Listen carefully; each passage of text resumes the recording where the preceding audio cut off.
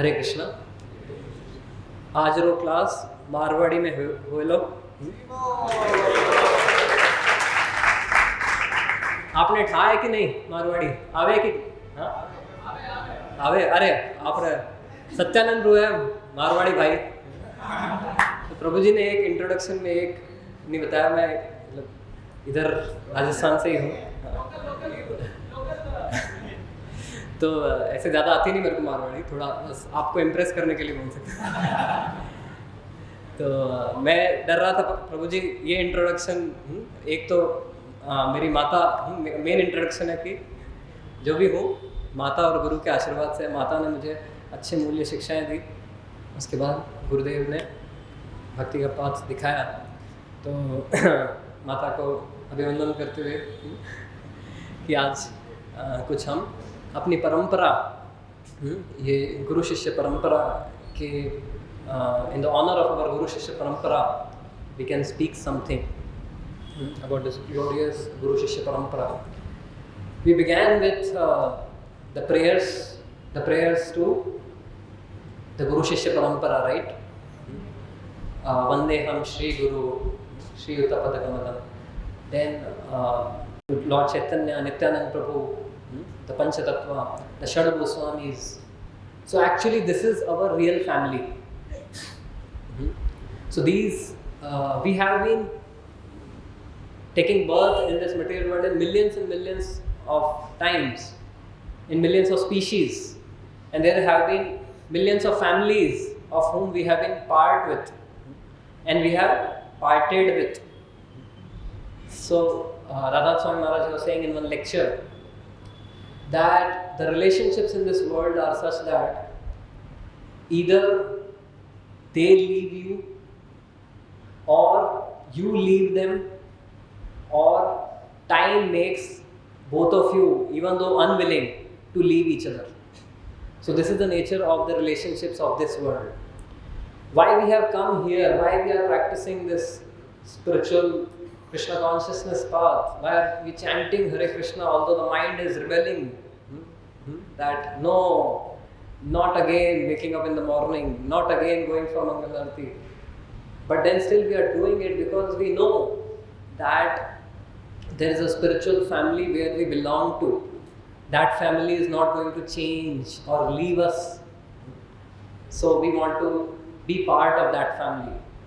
C.S. Lewis is an English author and poet. He said once that if you find in yourself a desire which no experience in this world can fulfill, if you find in yourself a desire which no experience in this world can fulfill, then know for sure that you do not belong here. You belong somewhere else. And we have experience of this. We have desires to be eternally happy, to have eternal love and eternal friendships, eternal love. But that does not happen in this world. That's why there are so many books on breakups. So why? Because people are not finding that love. But that desire is there in our heart, which means kahin na kahin to wo ichha puri hogi. Somewhere that true love exists. Somewhere that timeless, everlasting love exists. Somewhere those timeless relationships exist. Kahan hai wo? That's the spiritual world. And that's the whole point of the sadhana that we do, to purify our hearts, to reach that place, the spiritual world, where our eternal desires can be fulfilled. So Kaviraj Goswami, in the Chaitanya Charitamrita, he says, Atmendriya Priti Vansha Tare Bali Kam Krishnendriya Priti Ichha Dhare Premana. That in this world there are only two forces which are driving everyone. There are only two forces. One is Kam, one is lust, Mr. Lust. And another force is Krishnendriya Priti Ichha Dhare Premana, that is love.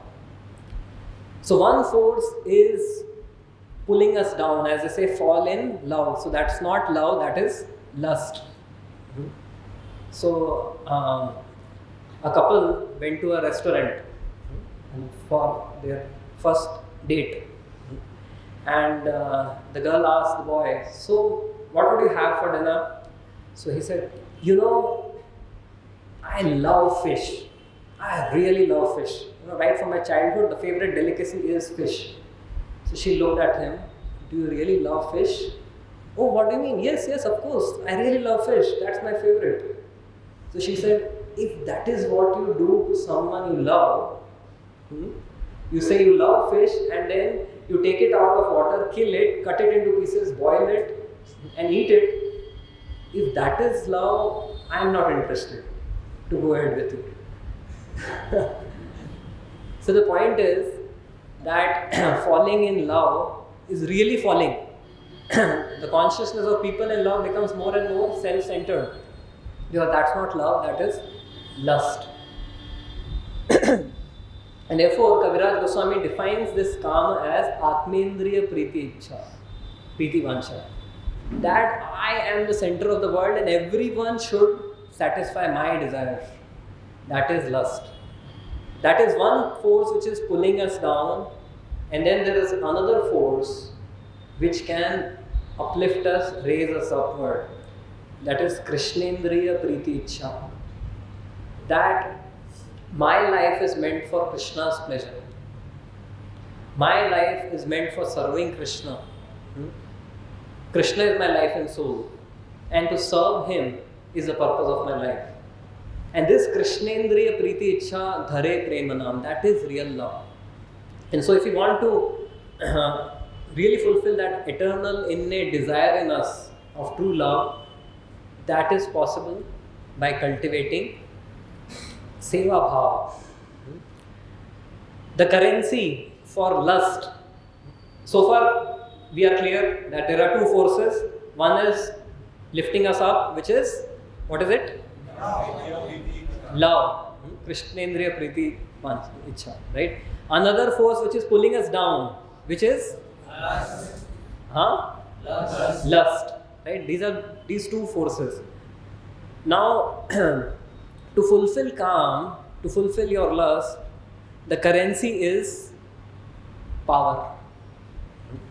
If you don't have power, you don't get the desired objects. If you don't have money in your bank account, you cannot get your desired objects of enjoyment, right? Whatever it is, a big flat, a big car, or a girlfriend, whatever it is, everywhere you need to show your bank balance, your power, your financial power, your muscle power. So the currency for getting kama fulfilled is, what is it? Power, satta, shakti, wo chahiye, samarthya. The currency for getting prema. Are we interested in kama or prema? Prema, right? So what is the currency which will yield us prema? How will we get this prema?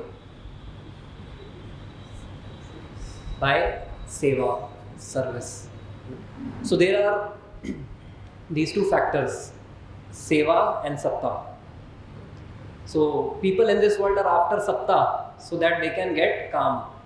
But devotees are after seva so that they can get prema. So Kaviraj Goswami further describes, Ata eva kama preme bahuta antar. Kama और प्रेम में बहुत difference है. Kama andhatama, prema nirmala bhaskar. Kama is like the dark dungeon of ignorance. And prema is the nirmala bhaskar, the rising sun, which drives away all the rogues, thieves, the serpents and all the bad elements are driven away by the rising sun, right? So prema and kama, there is a lot of difference. So once, a teacher asked the child, student, what is the difference between a mother and a wife? What is the difference between a mother and a wife?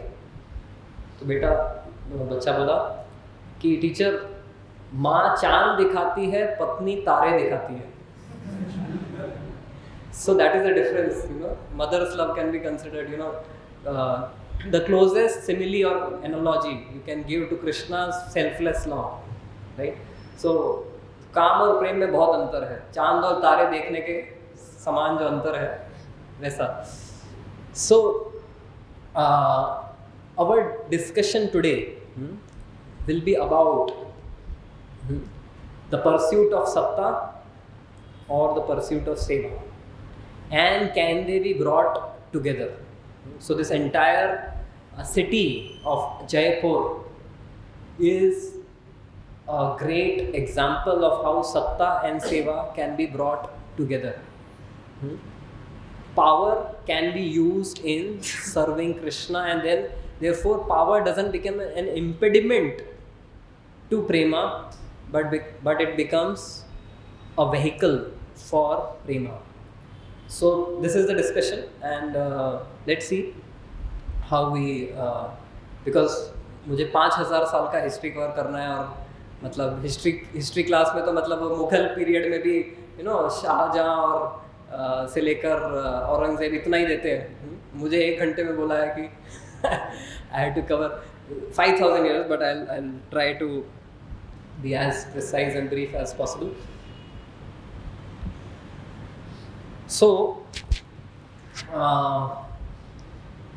after the Kurukshetra war, the time for Kali Yuga began as Krishna left this world. Krishne swadham upagate dharma jnanadhivisah kalau nashtadrsham esha puran arko adunodita. Bhagavatam describes that when Krishna left this planet, dharma and jnana, they also left. Dharma and Gyan, they did not want to live in a planet where there will be no Krishna. They also didn't want to stay. They are also leaving. And Kali Yuga arrived. The dark age of Kali. It arrived. And this dark age of Kali, it created, it influenced by 2 things: quarrel and hypocrisy. Quarrel among those classes in the society which are supposed to cooperate. The entire body, all the limbs of the body are supposed to cooperate. The head, it gives direction where to get food, and the arms, they work based on the directions of the head, right? And then the arms get the food, but they don't enjoy the food for themselves. They give it to the mouth, and then the mouth gives it to the stomach, right?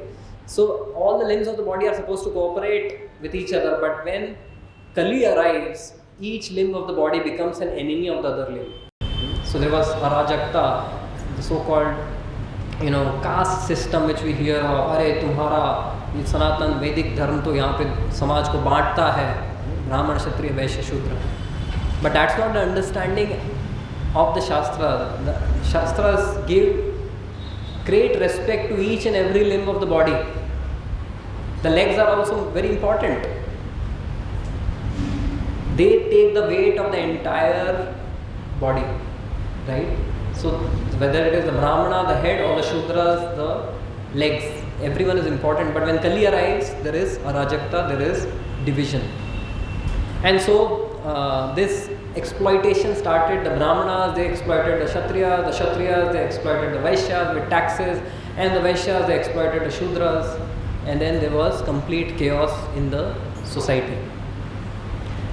However, despite this chaos going on, at one end, Kali ka तांडव चल रहा है इधर. At another end, there are some Vaishnavas still on the planet. Vaishnavas who are operating on the principle of prema.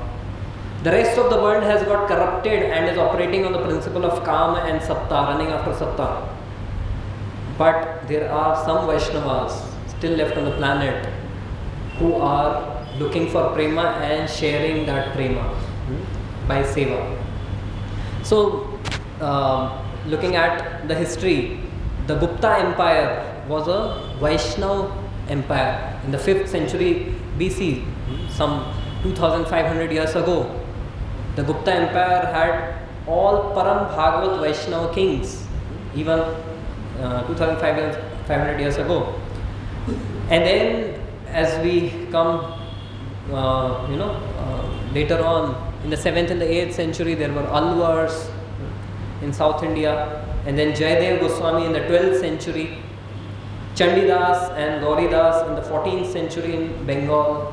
So these are sporadic examples of great Vaishnavas who have given great literatures. Geet Govinda of Jayadev Goswami, 12th century. Then Narsingh Mehta in 15th century in Gujarat. Mirabai, 16th century in Rajasthan. However, these individual efforts were not enough to channelize this powerful, force of public consciousness towards prema. So they were individual great examples, but then most of the people were after Kam and Satta, right? So then came Srila Ramanujacharya in the 11th century, Madhvacharya in the 13th century, who created some organized effort to create a Guru Shishya Parampara which transforms people's hearts and transfers this message from one generation to another, right? And then comes the year 1486. Does anyone know what is the significance of this year? Chaitanya Mahaprabhu's appearance. So actually 5000 साल पहले भगवान श्री कृष्ण ने कुरुक्षेत्र में गीता कही थी, which had all the formulas to crack the exam of अंतकाले च मामेव. To go back to Godhead के लिए जो क्वेश्चन पेपर आता है, उसके लिए सारे के सारे फॉर्मूलाज भगवान ने गीता में दे दिए थे, लेकिन प्रॉब्लम था लोगों ने बुक खोल के देखा नहीं. So he said even people are reading this Gita, they are having their own interpretations. So Krishna thought, now I only have to come and teach this Gita, and as a student I will show them. क्योंकि हम सबको पता है class में professor बोलता है कुछ समझ नहीं आता है, लेकिन अपना रूममेट जो अपने से 2 कदम आगे होता है वो बताता है तो अरे यार इतना आसान है क्या. So why was the professor language appearing like so difficult to comprehend? So Lord Chaitanya Mahaprabhu appeared as a devotee. Lord Krishna appeared as his own devotee to teach us. And Prabhupada gives the example that when a parent, when he sees that A likho, B likho, and the child is not able to make the right forms, shapes, then the parent, the father or the mother, they hold the hand of the child and make him or her write. So the parent is writing doesn't mean that the parent doesn't know how to write. The parent is writing to teach the child. So that's how Lord Chaitanya Mahaprabhu came to give this highest message, highest love of Krishna in Madhurya to the lowest. And Kaviraj Goswami describes Anarpita charincharat karunayavatirna kalo samarpayutam unnvacha ujjvalarasam swabhakti shriyam. Anarpita, something which has never been given to anyone. Lord Chaitanya has come to distribute it to everyone. Without seeing any qualifications or disqualifications, he is giving out the highest Madhurya Prem. Prem, maybe there are gradations. There is Dasya, there is Sakhya, there is Vatsalya, there is Madhurya. So there are gradations, and Lord Chaitanya, because this is Lord Krishna having the mood of Srimati Radharani, he comes and says, Chalega, I'll give the highest to the lowest. People who are, head deep in Kam. People who have dived, headlong into sense gratification, I will pull them out of this abyss of, sense gratification, and I will give them prem. And that too, not ordinary prem, but the highest, Madhurya Ujjvala Rasa. So Lord Chaitanya, Lord Krishna, he decided this. And प्रेम रस निर्यास करिते आस्वादन, राग मार्ग भक्ति लोके करिते प्रचार। रसिक शेखर कृष्ण परम करुणा, ए दुई हेतु हईते इच्छार उद्गम। So Lord Krishna, Lord Chaitanya, he appeared for this reason, to experience the highest mellows of love and to share it with others, with the conditioned souls. So can you imagine what was the kind of state of the world, that everyone is just fighting, there is quarrel, hypocrisy everywhere, and Lord Chaitanya comes and he distributes this highest love of God to everyone, right? And then he was assisted by the Goswamis. Lord Chaitanya, he sent the Goswamis, Rup and Sanatan Goswami, to Vrindavan. So 1486 is Lord Chaitanya's appearance. 1510 he took sannyas at the age of 24, and then he sent Rup and Sanatan Goswami to Vrindavan, because we discussed that how Lord Chaitanya wanted to create a legacy, that how this highest prema will be systematically distributed for generations and generations to come. So Lord Chaitanya had all of you in his mind. He had planned, strategic planning, कि आज से 500 साल बाद जयपुर में ये हमारे सब के सब IYS भक्तवृंद मुंबईया बच्चे बैठे होंगे, and how will I bring them there? Thinking of all of us, Lord Chaitanya sent Rup and Sanatan Goswami to Vrindavan. That Vivo.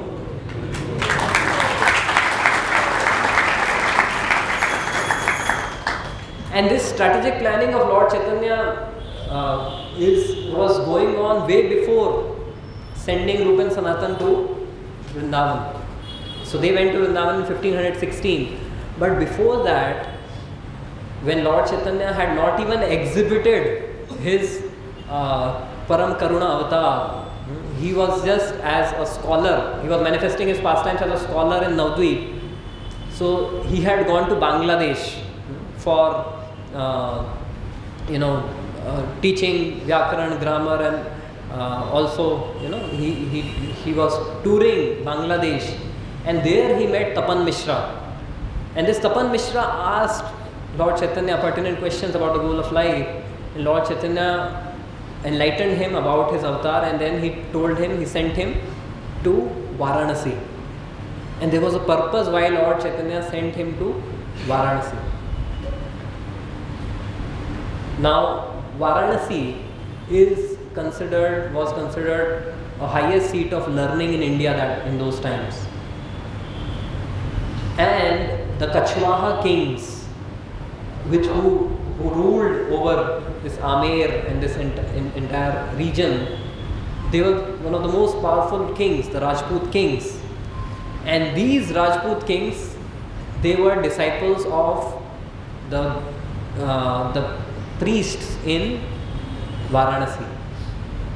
So Lord Chaitanya sent Tapan Mishra to Varanasi. Why? Because his son Raghunath Bhatta Goswami, little Raghu, whom Lord Chaitanya met on his visit to Varanasi, this Raghunath Bhatta Goswami would grow up to become the guru of Man Singh and Todarmal, the most valiant, valorous, chivalrous Rajputana kings.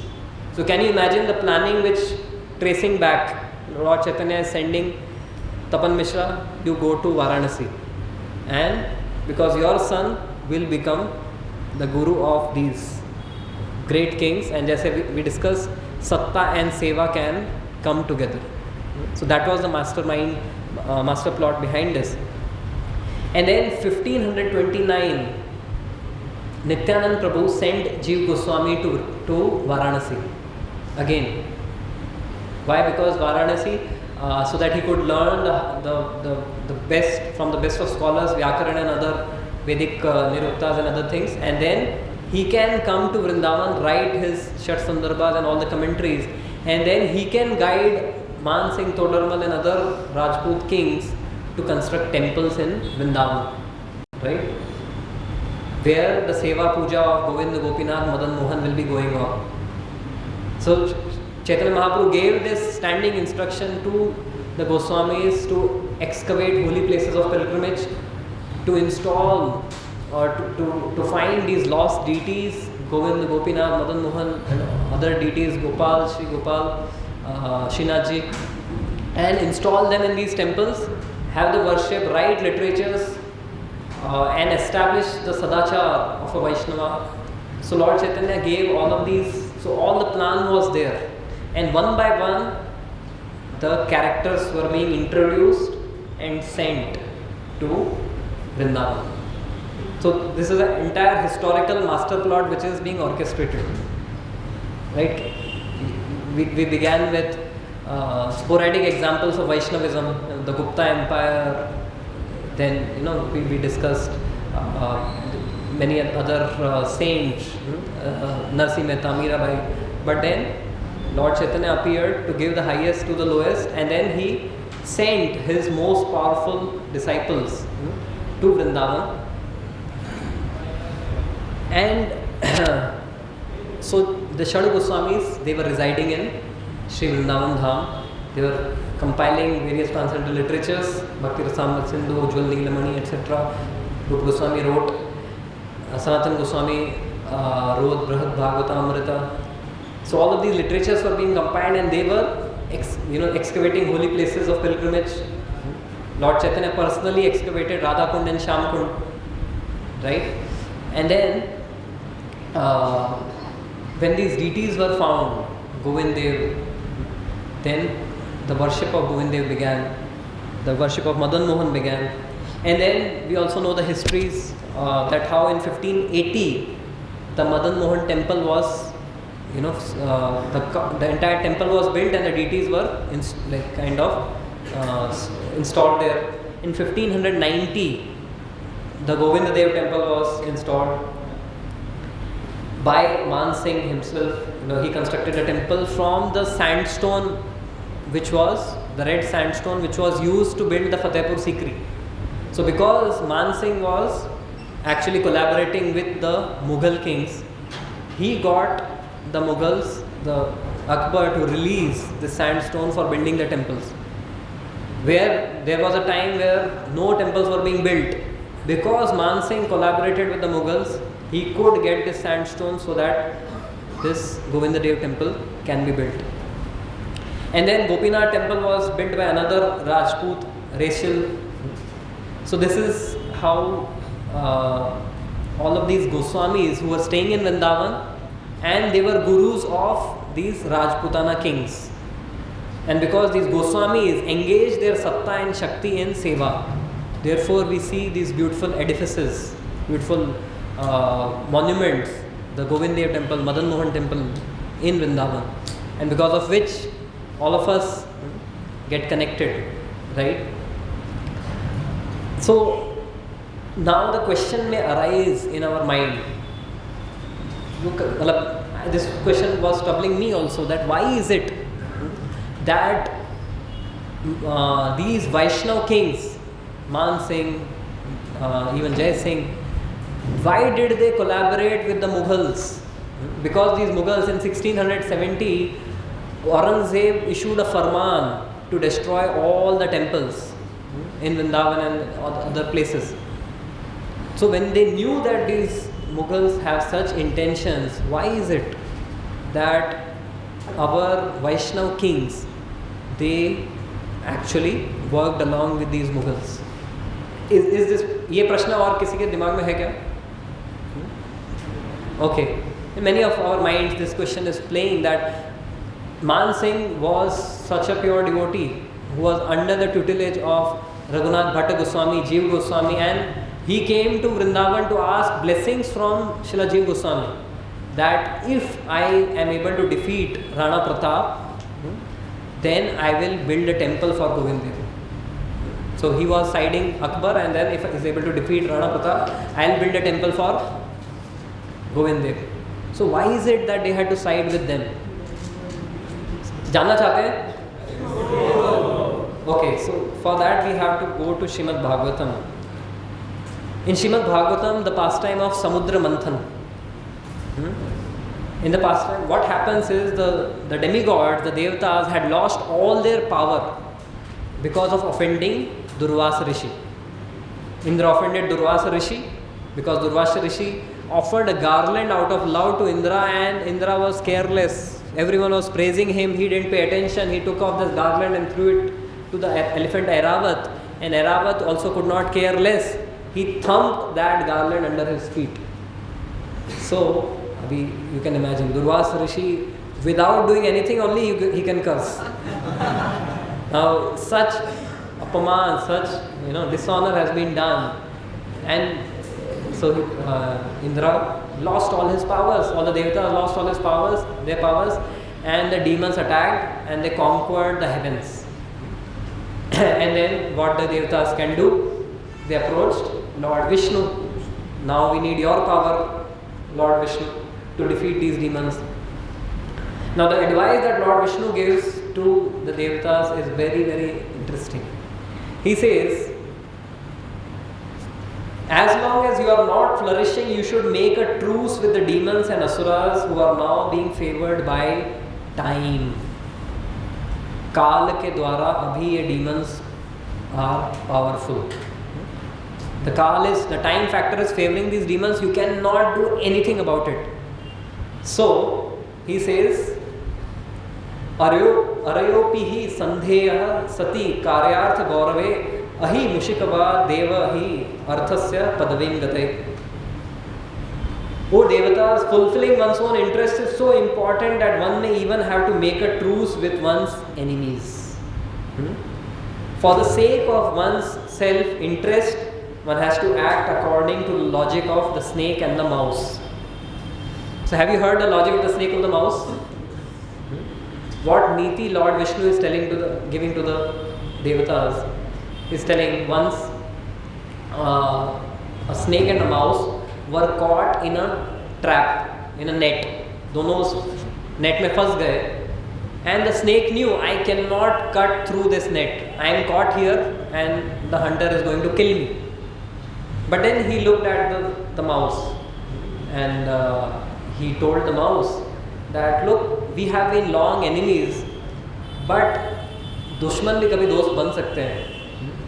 अभी हमारा अगर दुश्मन का दुश्मन दोस्त, तो तुम्हारा भी दुश्मन वो हंटर है, मेरा भी दुश्मन हंटर है, तो हम दोनों दोस्ती कर लेते हैं, right?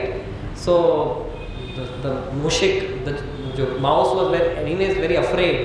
Now what friendship does he want from me? So the snake explained, look, you have sharp teeth, you can cut open this net and then we will both escape. Is it not a good idea? So the mouse could not climb. So the snake told, you sit on my hood, I will rise and then you can easily cut the net. So the mushik told, no, wow, it's a good idea. And the mouse then cut the net. And when the net was big enough for the snake to escape, what did he do? He ate the mouse and got out. So this is what Lord Vishnu is telling to the devatas. जरूरत पड़ने पर गधे को भी बाप बनाया जा सकता है, राइट? ताली बजाओ यार.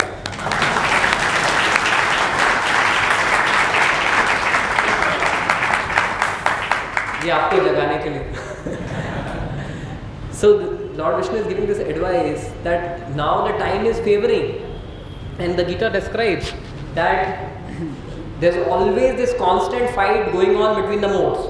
Sometimes Rajogun is defeating Sattva and Tama, sometimes Tamogun is defeating Sattva and Raja, and sometimes Satogun is, rarely in this material world, Satogun is defeating Tama and Raja. So when the time is favoring a particular guna, it's very difficult to overcome. So Lord Vishnu is telling, make a truce with them, do this Samudra Manthan, and out of this Samudra Manthan, the nectar which will come out, it is my responsibility to hand it over to you. So Lord Vishnu actually fulfilled his promise that, when the nectar came out, he took the form of Mohini Murti. and handed over the nectar to the devatas. So here in this case, in the history, we see that all of these powerful Vaishnav kings, Rajput kings, under the tutelage of Jiva Goswami, Raghunath Bhatta Goswami, they formed an alliance, Majburi ka alliance, with these Mughal kings. Because if you try to understand the period that it was, the period, that entire period where of the 15th century, 14th century, 16th century, 17th century, that because everyone was after Satta, there was no dharmic principles in the minds of these Kshatriyas in general, and they could not trust anyone. So even if you look at some of the history, the Mewad kingdom, Rana Pratap's kingdom. So in that kingdom, if you see, Banvir Singh, who was a nephew of Rana Sanga, out of greed for Satta, what did he do? He killed his own son Vikramaditya. He killed his Rana Sanga's son Vikramaditya.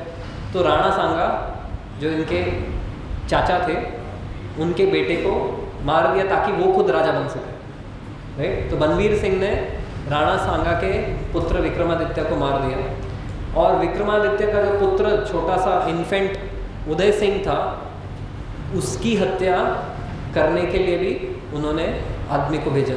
लेकिन what happened that the nurse of Uday Singh, she replaced Uday Singh with her own son, and her son died, but Uday Singh was protected. So can you imagine, in such an environment where you cannot trust your own family members and relatives in the royal order, it was, you may ask that, if they had to form an alliance, why did they not form alliance with other Rajput kings? Because of this reason. Because all of these powerful kings, who were very powerful, very chivalrous, but they were corrupted with Satta and Kam. They were only looking for power somehow or the other, and therefore they could not trust. So in such an environment, even with Shivaji's Maharaj, we see Sambhaji Maharaj, there was a conspiracy against Sambhaji Maharaj by Soirabai, who was Shivaji Maharaj's wife, ambitious, wife. So you can see that these were the times, these were the situations because of which they had to actually make alliances with the Mughals, so as to protect dharma in this land, because they knew that if we form alliances with these Mughals, then two things will happen. At least they will not attack this place, and dharma will be preserved in this place, right? And secondly, we can get their favors for constructing these temples in Vrindavan, right? So this was the background. Now Man Singh, he helped construct the Govind Dev temple, and then later on Todarmal, Bhagwan Das, and the other kings. Then comes Jai Singh I, and then like Jai Singh I, he collaborated with Shah Jahan and Jahangir. He formed an alliance with like Akbar, then Shah Jahan, then Jahangir. So this was a set alliance of the Mughals and the Rajput kings. And as I discussed, as I told, what is the background? Ahivat. Just like a snake makes an alliance for a particular duration, and then when the need is over, then you actually break that alliance. So that was the background. And then comes Jai Singh II, the son of Maharaj Jai Singh, who was born in the year 1688. That Jai Singh who established the city of Jaipur, right? So this is now we begin the class. Chalega? Just a background on Gaurula School. Late chalu. So Jai Singh, he was the son of Jai Singh II. He is the son of Jai Singh I. So he was given the title Savai. Savai means Sava. Sava no bajna matlab 9:15 यानी quarter. So Savai is who is 1.25 times Jai Singh. So Aurangzeb, seeing the valor of Jai Singh too, gave him the name Savai Jai Singh. तुम अपने बाप से भी सवा कदम आगे है. You have more power than your father. So he was given the name Savai Jai Singh by Aurangzeb. Now Jai Singh, he was such a great devotee and such a person who was guided by dharma. So he came to power as a king at the age of 11. 11 साल में हम मतलब अपने माँ का आंचल भी नहीं छोड़ते बच्चे. He became a king governing this entire Amer, this powerful dynasty at the age of 11. So in 1699 he became the king, and in 1743 he departed from this world. But in that period of 43 or 44 years, he established such powerful worship, such powerful culture of Krishna consciousness that even 300 years later we can feel that wave of devotion when we take darshan of Govind Dev for the Mangal Aarti. Thousands of people are coming in. Why? Because this one powerful king who was under the guidance and tutelage of great Vaishnava saints, he created a culture, and we are still experiencing that devotional waves. So Aurangzeb, he died in 1707, and then that was the time Jai Singh said, "हो गया अभी ये, the time to eat the mouse has come." So he broke the alliance, with the Mughals. He was no longer associated so much with the Mughals. In fact, the seal of this of Jai Singh, जो royal seal रहता है ना, उसके ऊपर लिखा होता था श्री गोविंद देव चरण राजा जय सिंह शरण. सो सवाई जय सिंह शरण. सो गोविंद देव चरण की शरण में है ये Sawai Jai Singh. So his royal seed. Hari बोल.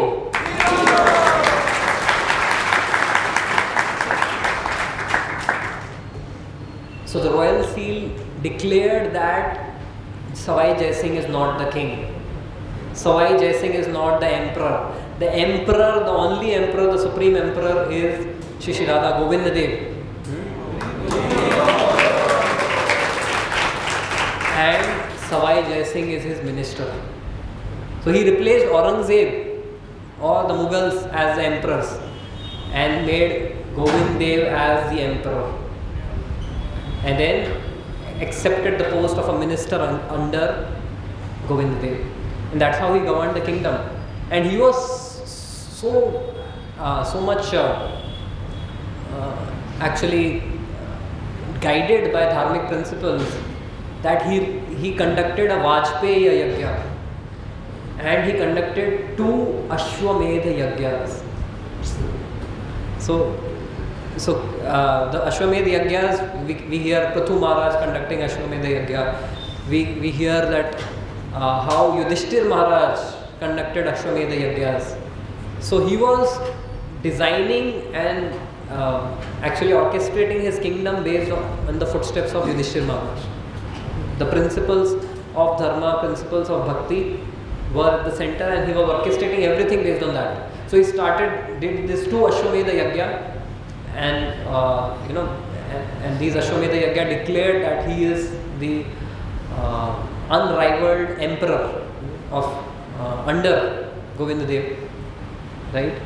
And then you went to Jantar Mantar, which shows his interest to run his kingdom based on the Vedic Shastras.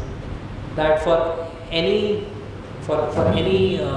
particular rituals, you need to know what is the right muhurat, right? And how do we know the muhurat without having the proper calculation of the time? So therefore he established Jantar Mantar at various locations so that at the proper time, the proper rituals as per the scriptures can be done. And then in his court, he would invite various scholars for comparative debate on different religions. Different religions means different sects of Sanatana Dharma. So, and he would have these religious discussions happen in his court. So I am just sharing how he had so much interest. He was not after Satta, just after Satta. He was interested in establishing a samrajya based on Dharma and Bhakti.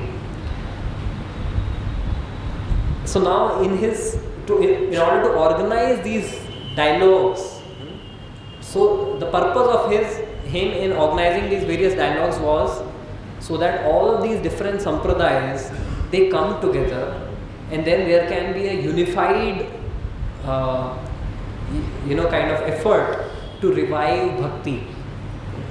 Because all across India the languages are different, the food habits are different, the dress is different, but what is something which unites the entire diversity of India is the heart, which is devotion, heart, which is spirituality. So he wanted that all of these different panthas, these sects, these sampradayas, they come together, they have a meaningful exchange of understanding of each other's practices and philosophy, so that we can all together get united by dharma and not divided by kama, get united by prema and not divided by kama. So he was assisted in this effort by one Krishna Deva Sarvabhaum. Now who is this Krishna Deva Sarvabhaum? Krishna Deva Sarvabhaum is a great Pandit, a scholar, who is a disciple of Srila Vishwanath Chakravarti Thakur. Now who is Srila Vishwanath Chakravarti Thakur? You all, how many of you know Srila Vishwanath Chakravarti Thakur? Yeah, some of you know. Okay, so we have this entire parampara. Starting Lord Chaitanya, he initiated the Goswamis, Rup and Sanatan Goswami, and then actually Lokanath Goswami also along with the Shad Goswamis. Lokanath Goswami's disciple is Narottam Das Thakur. Narottam Das Thakur's disciple is Ganga Narayan Chakravarti. Ganga Narayan Chakravarti's disciple is Radha Raman Chakravarti. Radha Raman Chakravarti's disciple is Krishna Charan Chakravarti. Krishna Charan Chakravarti's disciple is Vishwanath Chakravarti Thakur. So Vishwanath, am I right with you? So Vishwanath Chakravarti Thakur is considered as an incarnation of Srila Rupa Goswami, who actually wrote commentaries on Srila Rupa Goswami's different manuscripts, on different books. Ujjwal Neelamani was written by Rupa Goswami. Chakravarti Thakur wrote Ujjwal Neelamani Kiran. Bhakti Rasamrit Sindhu, written by Rupa Goswami, he wrote Bhakti Rasamrit Sindhu Bindu. So he wrote commentaries on the works of Srila Rupa Goswami. And he was such a great scholar who actually was sent by Lord Chaitanya. Lord Chaitanya came in his dream and he told him that you now go to Vrindavan. The worship there has been, after the departure of the Goswamis and after the attack of the Mughals, Aurangzeb's attack, the worship has now been khandit ho gayi hai. Now you go and revive. So he revived the entire bhakti culture in Vrindavan. And Savai Jai Singh, in his childhood, as a 10-year-old boy, he would come to Vrindavan and sit at the lotus feet of Srila Vishwanath Chakravarti Thakur and learn the principles and precepts of bhakti from him. So we saw how Man Singh and Todarmal, they were guided by Raghunath Bhatta Goswami and Jeev Goswami, and here we have Savai Jai Singh in his childhood being guided by Vishwanath Chakravarti Thakur. So he had a very strong connection and bond with Vishwanath Chakravarti Thakur. And so when the Mughals attacked the Vrindavan, the deities of Govind, Gopinath, Madan Mohan, Sri Gopal, they were all carried from Vrindavan to, actually they were first carried to Radhakund, Shamkund, then Kamyavan, then they came to Galta, जहाँ पे हम कल जाएंगे, which was the original Amer. These Rajput kings, they were operating from Amer, जहाँ पे हम आज जाएंगे, जैसे कनक Vrindavan, that area. So the Rajput kings were operating from there. But then Savai Jai Singh, he established a new city called Jaipur, a city whose heart will be Govinda Dev. Everything in the city will have Govinda Dev as its center, geographically and also in terms of consciousness. Everyone will just keep Govinda Dev in the center while doing all of their activities. So that was the planning of Savai Jai Singh. So we're discussing that how Savai Jai Singh was under the tutelage of Vishwanath Chakravarti Thakur, and then Vishwanath Chakravarti Thakur sent Krishna Dev Sarvabhaum, one of his disciples, to assist the king in establishing a kingdom based on dharmic principles, based on bhakti principles. So again, what is the background of this Krishna Dev Sarvabhaum? Krishna Dev Sarvabhaum was a great learned Pandit, a scholar from Bengal, and he had heard of Vishwanath Chakravarti Thakur. So he came to Vrindavan to debate and defeat Vishwanath Chakravarti Thakur. And he came to the banks of Radhakund and he asked, a person, have you seen Vishwanath Chakravarti Thakur? And this person was in fact Vishwanath Chakravarti Thakur. He said, what work do you have with him? No, I want to meet him. He said, whatever work you have with him, you do with me. So he said, okay, I want to debate with him. Okay, you debate with me first. And then Vishwanath Chakravarti Thakur in the debate defeated this Krishna Dev Sarvabhaum, and then Krishna Dev Sarvabhaum became a disciple of Vishwanath Chakravarti Thakur. And so this Krishna Dev Sarvabhaum was sent by Vishwanath Chakravarti Thakur to Jaipur to help the king establish a kingdom based on dharmic principles.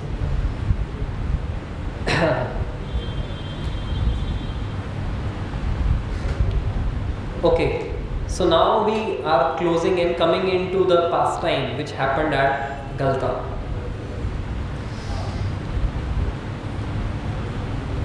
So, as we discussed that how the Savai Jai Singh was having various debates and dialogues amongst various religious scholars in his court.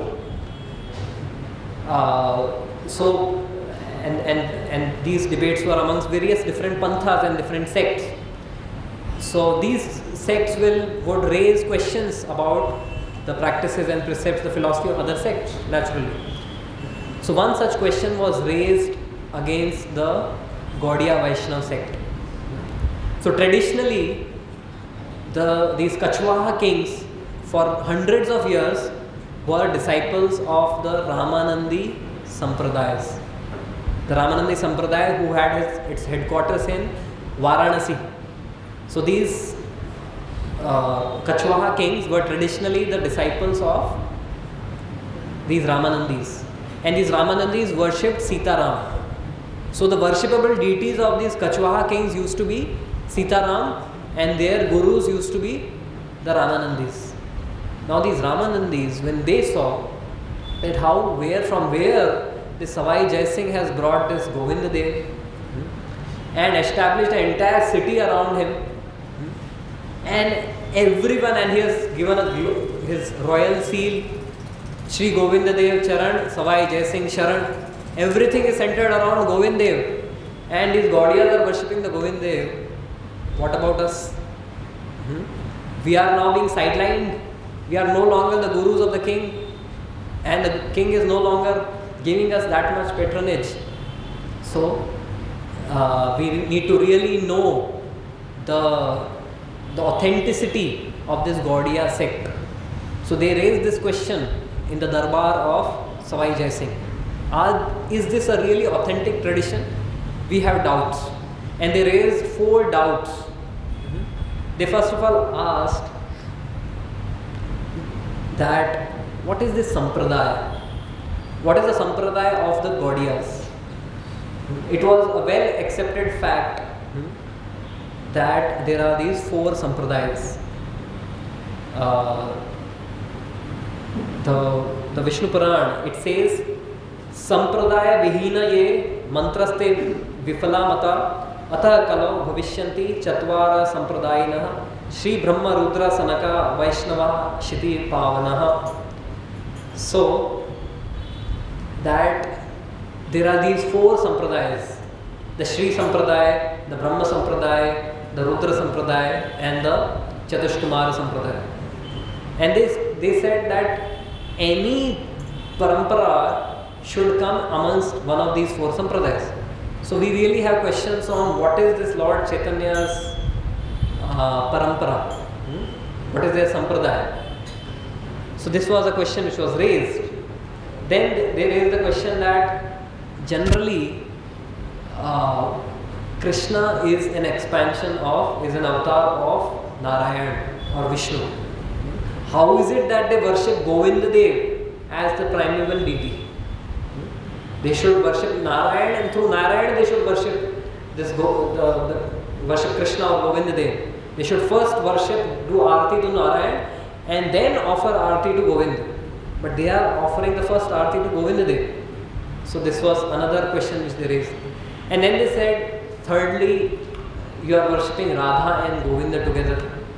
Where in the scripture is it mentioned that Radha and Govinda were married? So it is a parakiya ras. So is it what you want your praja to also engage in extramarital affairs?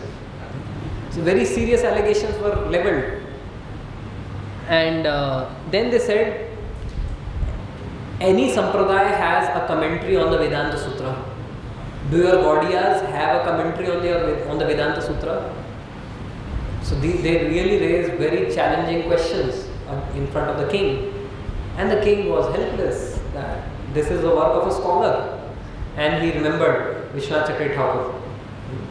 That he sent the message to Vishwanath Chakravarti Thakur that this allegation has been levelled, and because I cannot answer this, and because they have gone to the point of saying that this worshipping Radha and Govinda together will lead to extramarital affairs, so we are now separating Radha and Govinda. We are not going to keep them together for the time being, but you do something, you please come and answer these allegations.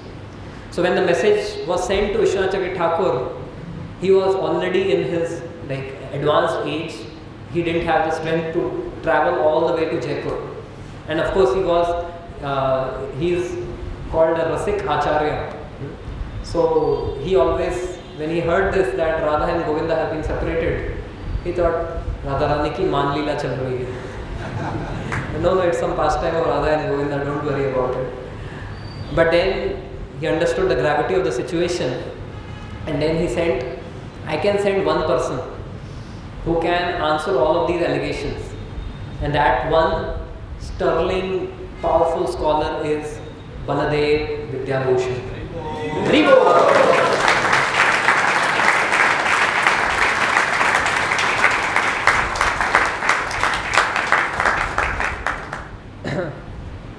So this kind of a thing of the authenticity being challenged is not something new. We discussed about how Lord Chaitanya, how Lord Krishna, out of his compassion for the fallen conditioned souls, he decided that I will personally come and teach the science of bhakti, personally demonstrate how to perform bhakti. So with such intentions, the Supreme Lord appeared with all of his wonderful associates to give us, the most disqualified people, the highest sublime Madhurya Prem. आप सोचो, मतलब इतना pure intention से हमें देने आए हैं और उनको ऐसा एलिगेशंस किया जा रहा है. Such questions are being asked, right? So this is the nature of the material world, that even Lord has to come in the convict box. उनको भी कोर्ट के कटघरे में खड़ा करना पड़ता है, रहना पड़ता है. And this is not something new. Sita Maiya also had to go through Agni Pariksha, because this is the nature of this material world full of distress, right? So even Lord and his associates have to face this. and one of our batchmates in the ashram, Raghuraj Prabhu. Now he is a grahastha, he is married, and he's in the customs department in Jammu Kashmir. He's a Kashmiri Pandit. So he's Kashmiri. So how many of you have seen him? Raghuraj Prabhu? Some of you have seen. So Raghuraj Prabhu, he has green eyes, very fair white complexion. So many people mistake him to be a Russian. Many people think that अरे वो मुंह नहीं खोले तब तक वो लगता है रशियन ही है. So now everything is fine. For Sankirtan and all, he can attract more people. He can do more book distribution. But the problem is when he has to visit Jagannath Puri temple. When he goes into the Jagannath Puri temple, वहाँ पे पंडा, विदेशी चल निकल, foreigner निकलो इधर से. So then he would say, अरे भाई मैं फॉरेनर नहीं हूँ, इंडियन हूँ. अरे ये लोग सब हिंदी भी सीख जाते हैं. So they didn't trust him. Now how in the world can he show his authenticity, prove his authenticity? भाई मैं इंडियन ही हूँ. ID कार्ड दिखाया, नहीं ये सब तो फॉल्स किया हुआ रहता है तुम लोगों का. नहीं. So then he pleaded with them. He kind of showed his ID. नहीं सुन रहे, हिंदी भी बोला नहीं सुन रहे. फिर उसको गुस्सा आया. फिर उसने गुस्से में एक हिंदी में अच्छी वाली गाली दी. गाली दी मतलब ये तो इंडियन है पक्का. Then they let him in and then gave him special Mahaprasad. Don't try it. You will get Mahaprasad. But sometimes you need to prove your authenticity. And even ISKCON, when Srila Prabhupada established ISKCON in the West, there were accusations against the movement that this is a cult. This is a cult which has been started, new formed cult, which is brainwashing people to believe in certain dogmatic, certain concocted rituals, like this chanting, wearing bed sheets, and having pigeon droppings on your head, tilak. So these are the kind of allegations which were put, and they were saying that all of these young boys and girls, they have been brainwashed. Hare Krishna is a dangerous cult. And Srila Prabhupada was in India, and the devotees wrote letter, Prabhupada, this court case has been slammed against us, and if you don't prove, then all our centers will be shut. Then Srila Prabhupada said, don't worry, we have all the evidences to prove the authenticity of our tradition. So they said, should we hire a lawyer? People said, don't bother about that. No lawyer will understand our philosophy so quickly. You only become the lawyer. So on the first day of the hearing, speak from the first canto, first chapter, first verse of Bhagavatam. Om Namo Bhagavate Vasudevaya. On the second day, speak from the first canto, first chapter, second verse, third verse, fourth verse. And like this, convert the court case into a Bhagavatam class.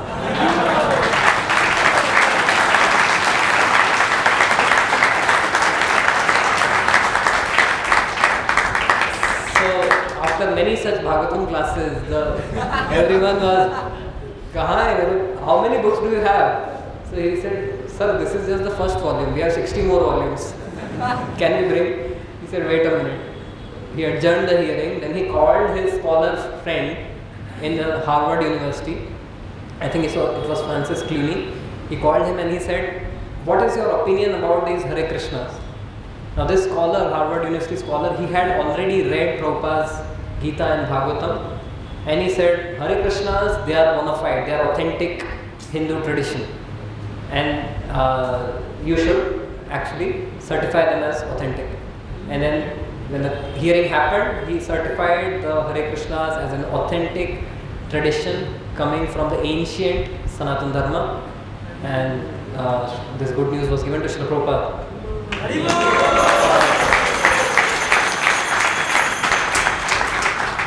So now, Baladev Vidyabhushan had this challenge to prove the authenticity. So first of all, what is the Sampradaya? This concept of four Sampradayas had become popular by the book Bhaktamal. Have you heard of the book Bhaktamal by Nabhaji? So he delineates different devotees of all of these four sampradayas, that how they perfected and had so much devotion. In the 16th century, he wrote this, book, Bhaktamala, and it had mention of these four sampradayas. And then in the 18th century, there was an akhada called Char Sampradaya Akhada, which was started by Balananda Swami of the Ramanandi Sampradaya. And this akhada was like the overall quality assurance, quality control body, that anyone who claims to be a spiritual tradition, a bona fide Guru Shishya Parampara, they will do a quality assurance, ISO 9000. Are you really bona fide? So these Ramanandi asked that, are you part of one of these four sampradayas? And the rules were so stringent that you have to fall amidst one of these four sampradayas. That the Radha Vallabh temple, you have heard of Radha Vallabh temple? So they don't have an allegiance to any of these four sampradayas. They say that we have a direct allegiance to Sri Krishna. So Rupalal, who was a mahant of this Radha Vallabh mutt or temple at that time, when he declined to admit his affiliation to any of these four sampradayas and failed to attend a debate, he was persecuted by the king. He had to leave Vrindavan and leave the worship of Radha Vallabh to other sampradaya. So can you imagine, this was the strictness. So they were really on the edge. Their back was against the wall. The Gaudiyas, if they failed in this debate, the worship will be taken away from them. Radha Govind will be separated, they will not be worshipped together. All the grants which they are getting from the Rajput kings, because of which so much bhakti and preaching is happening, will stop. So this was the kind of seriousness of the matter. So Baladev Vidyabhushan, he said, he established the sampradaya. He said, first of all, I am a Madhva, and he established that how he was initiated in the Madhva Sampradaya. And then he also established that how Lord Chaitanya, he is disciple of Ishwar Puri. Ishwar Puri is disciple of Srila Madhvendra Puri. Madhvendra Puri is disciple of the entire parampara. So let me just read out. Shri Krishna, Brahma, Devarshi Narada, Badarayana, Shri Madhva, यानी व्यासदेव के बाद Madhvacharya, then Shri Padmanabha, श्रीमान Narhari, then अक्षोभ्य तीर्थ, जय तीर्थ, ज्ञान सिंधु, दयानिधि, श्री विद्यानिधि, राजेंद्र, जय धर्म, पुरुषोत्तम, ब्रह्मण्य तीर्थ, व्यास तीर्थ, then Lakshmipati Tirtha, then Madhavendrapuri, and then Ishwarpuri, and then Chaitanya Mahaprabhu, and then our parampara is continuing. So he established, but then this was debated further, that okay, if you are a bona fide sampradaya, where is your commentary on Vedanta Sutra? Because if you are a bona fide sampradaya, you should have a commentary on the Brahma Sutra or Vedanta Sutra. And again, now the Ramanandis were telling the king that they don't have a commentary on the Vedanta Sutra. How can they claim themselves to be a sampradaya? Now, if you go into the background of the king, he was such a scholar that he had read many different commentaries on the Vedanta Sutra, and he had written his own commentary on the Vedanta Sutra. Savai Jai Singh had written a commentary called Brahma Bodhini on the Vedanta Sutra. मतलब वो राजा को पूछ रहे थे, क्या किसको गुरु बनाया? तुमने खुद ने एक कमेंट्री लिखा है वेदांत सूत्र पे, and your gurus they don't have a commentary on the Vedanta Sutra. So then the king was in a fix.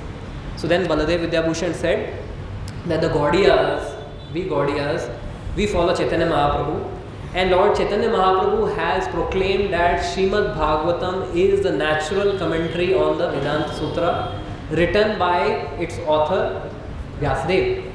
Vyasadev wrote Vedanta Sutra as the culmination of all of his Vedic, exposition. And after writing Vedanta Sutra, he was still dissatisfied.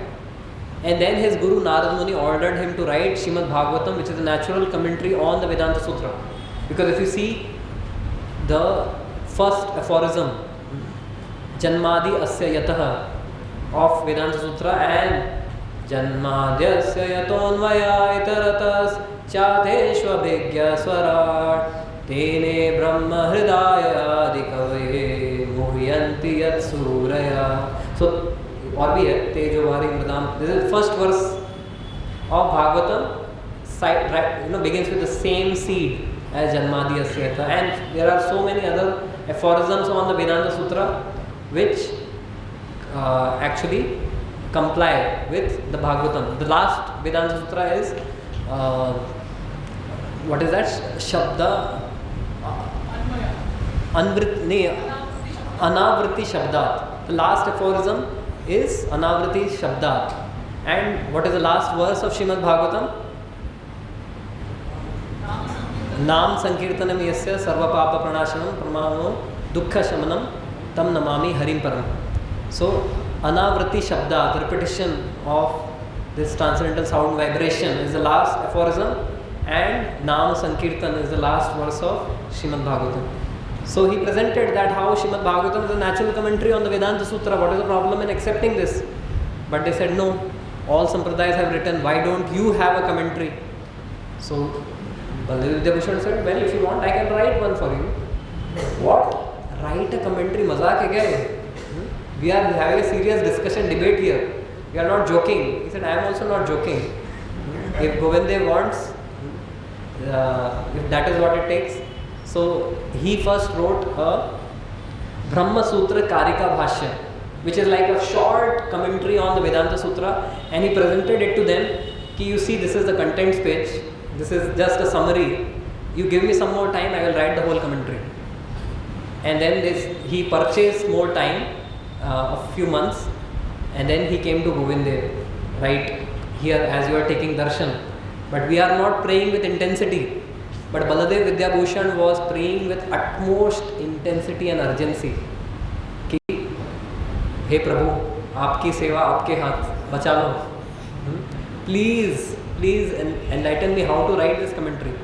And then Govindev came in his dream that, yes, I will dictate the commentary, you just write.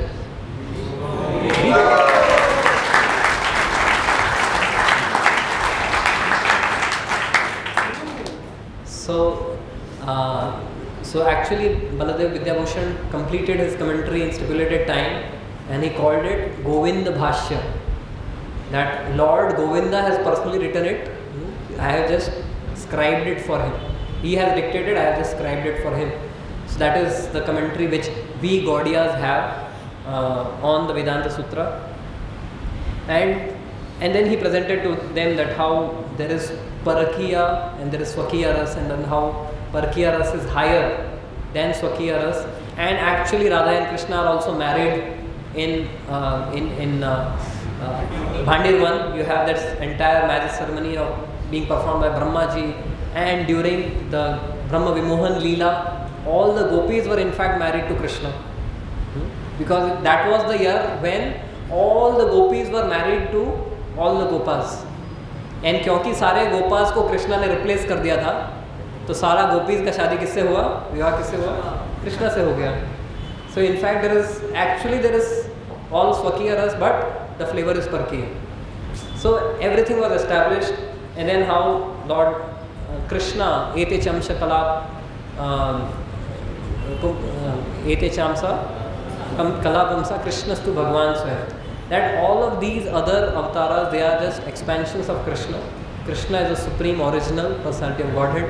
So everything was established, and therefore this city is known as Jaipur, because this is the place where the highest religious principles have been victorious. So Baladev Vidyabhushan, with no doubts, he established the authenticity of the Gaudiya Vaishnava tradition, established the bona fide Siddhanta of the Gaudiya Vaishnava tradition, defended against all the attacks, all the apprehensions, all the aspersions which are cast by different scholars. And then everyone accepted, because at least at that time people were very cultured, that if someone is giving a better argument, they would accept it humbly.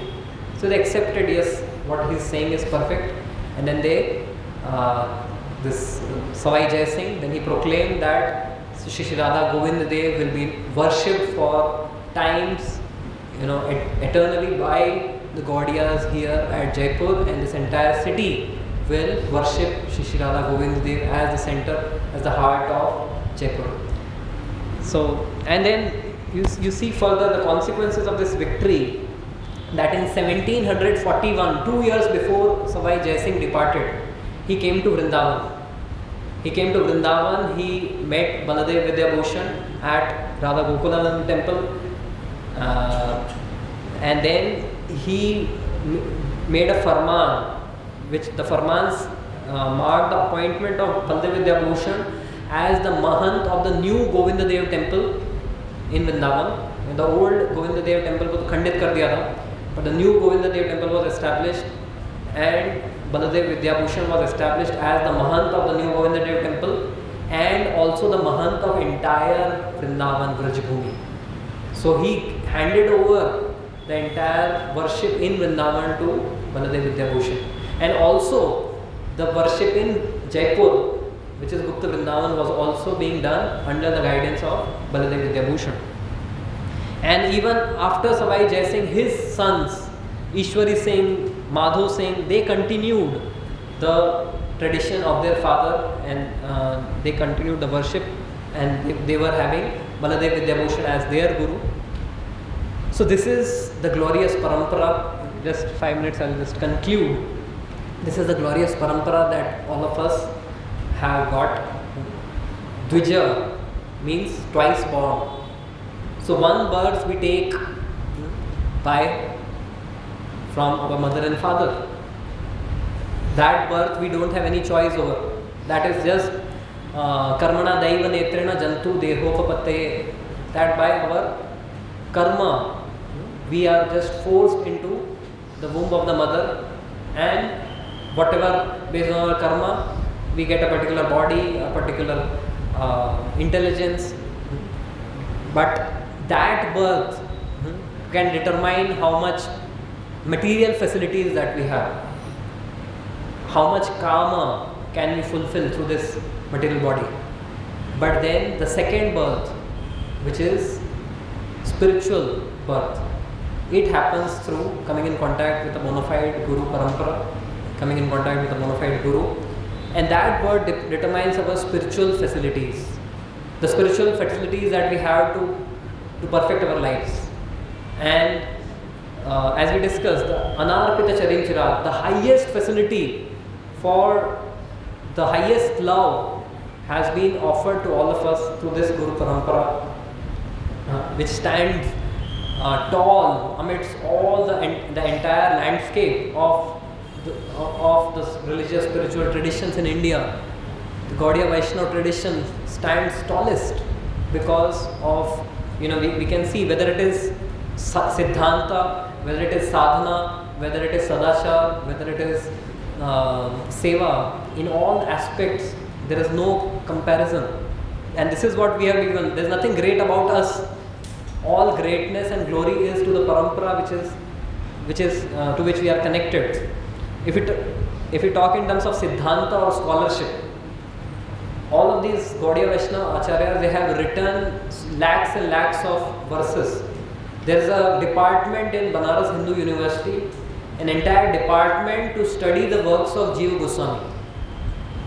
We have different departments, electrical engineering, electronics engineering, but in BHU there is an entire department just to study Jiva Goswami, because he has written, I think, 4 lakh verses. 4 lakh verses. सोचो, अपने को 4 याद नहीं होता है. 4 lakh verses he has written, and they were not only composing verses which had profound meaning, they also did it with such poetic style. There is something called Chitra Kavitvam. मतलब Rupa Goswami would actually draw a lotus, और lotus के petals पे कुछ syllables लिखते थे. If you read clockwise, you read a verse. If you read anti-clockwise, you read another verse with a different meaning.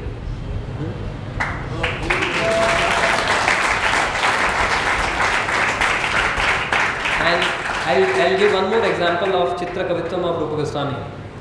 र और स से मिलकर उन्होंने पूरा ये श्लोक मिला है, लिखा है, जिसका मीनिंग मैं पहले पढ़ता हूँ. Filled with transcendental amorous desire, the son of Nanda, who showers forth nectar, whose thighs are strong, who is the enemy of the demons, and who is the sword that cuts down the cycle of repeated birth and death, entered the rasa dance holding a lotus flower. समझ में आया? भगवान श्री कृष्ण का glorification है, that how he showers nectar and he is entering rasa dance and he kills demons. अभी इसका verse जो रूप गोस्वामी ने लिखा है, how poetic it is. र और स से मिलकर रसा सार सुसा रोरु असुरारी ससारस समसार सीर असो रासे सुरीराम सु ससरासह. र और स से मिलकर, and there are hundreds of such compositions. There's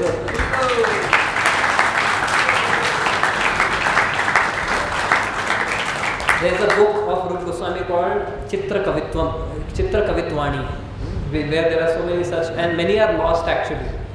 So in terms of the Siddhanta, in terms of the sadhana, we have example of Srila Haridas Thakur chanting 192 rounds 22 hours a day. इससे ज़्यादा तो कोई कर नहीं सकता, right? So in terms of Siddhanta highest, in terms of sadhana highest, in terms of Vairagya, Raghunath Das Goswami, just drinking a few drops of buttermilk every few days, right? उनसे ज़्यादा तो कोई वैराग्य में आगे नहीं हो सकता है. और eating the rice which is left, even which are actually vomited by the Telanga cows, वो धो के खाना, मतलब उससे ज़्यादा वैराग्य कहाँ मिल सकता है.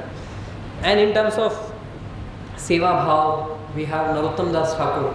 In terms of Guru Bhakti and Seva Bhav, he would clean up the place where his spiritual master Loknath Goswami would, respond to nature's call. He would clean up that place every day and sprinkle it with nice mud and make it very, beautiful, pleasing. So in terms of Seva Bhava, in terms of humility, in terms of sadhana, in terms of Siddhanta, in terms of Vairagya, everything we have received the highest. Although we don't have any qualifications, लेकिन we need to at least have some semblance कि कोई देख के ये ना कहे कि किस एंगल से तुम गौड़िया लगते हो. कोई they should, from which angle are you a gaudiya? Your parampara is so great, so wonderful, such glorious parampara. So we have been given a great gift, and with a great gift comes a great responsibility to uphold the principles which we have been taught, to uphold the sanctity of these practices which we have been given, and that will actually ensure that we have a very exciting life ahead, because we have a purpose in life. We have a parampara message to be upheld, just as Baladev Vidyabhushan, he had a great battle to be fought at Galta. A battle not of Shastra. Shastra की battle नहीं थी, शास्त्र की battle थी. We also have battles. So we have this battle to uphold the principles of prema against the agents of Kali, which are fighting against us to allure us into kama. Right? So we need to choose this battle. When we walk out from here in this yatra, everyone is inspired, uplifted, very, very charged up with spiritual consciousness. But as soon as you enter Dadar station or Mumbai Central, what happens? Billboards, Netflix, Insta, this and that, and कल का question जो पूछा, ये app, वो app. So all of these things are there. This world is a battlefield. If you look at a jungle, in the jungle, जितने भी प्राणी है ना, हर समय, हर क्षण उनको चौकन्ना रहना पड़ता है. They cannot, just be careless. If a deer is careless, that means it becomes food for the tiger, right? They are so cautious every moment.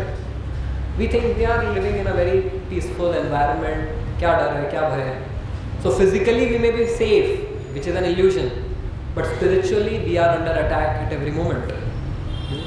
The tamogun and rajogun around us is always trying to pull us down, pull our sattva down. But then we need to pick this battle.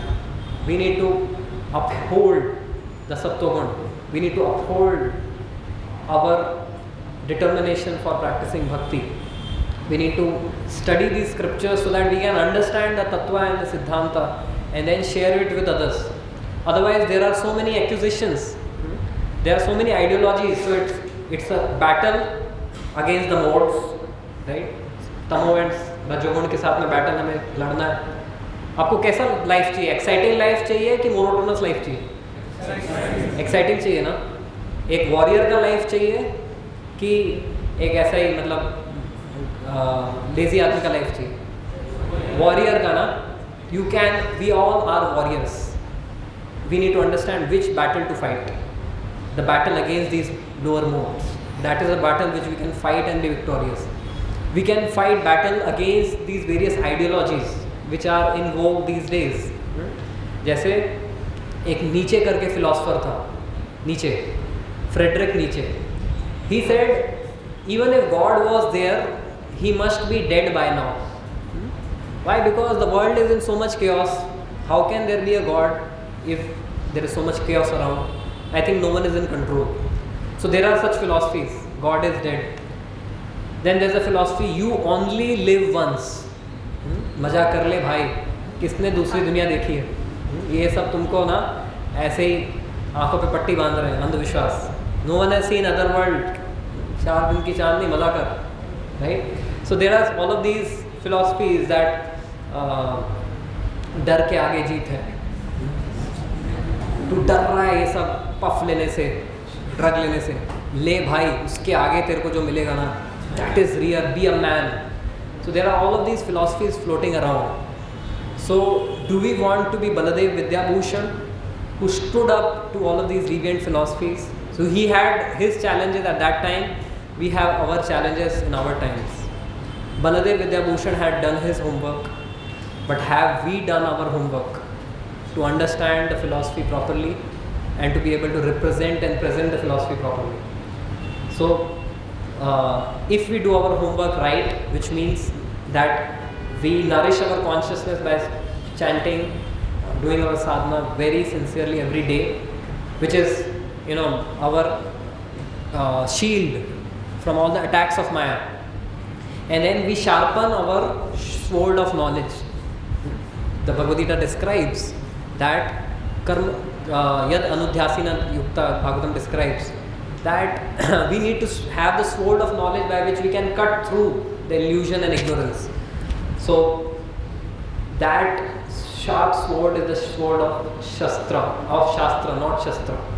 So we need to sharpen our sword of scriptural knowledge and wisdom, and then we can actually shred to pieces all of these deviant philosophies and ideologies which are attacking our own personal commitment and faith to this path, and also in general the society around us.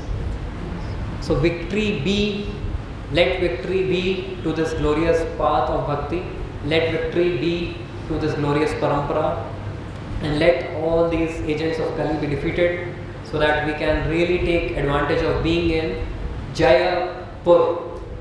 Shri Radha Govind Dev Bhagwan ki, Shri Baladev Vidyabhushan ki, Shri Vishwanath Chakri Thakur Pad ki, Srila Prabhupada ki, Jai Gaur Premanand.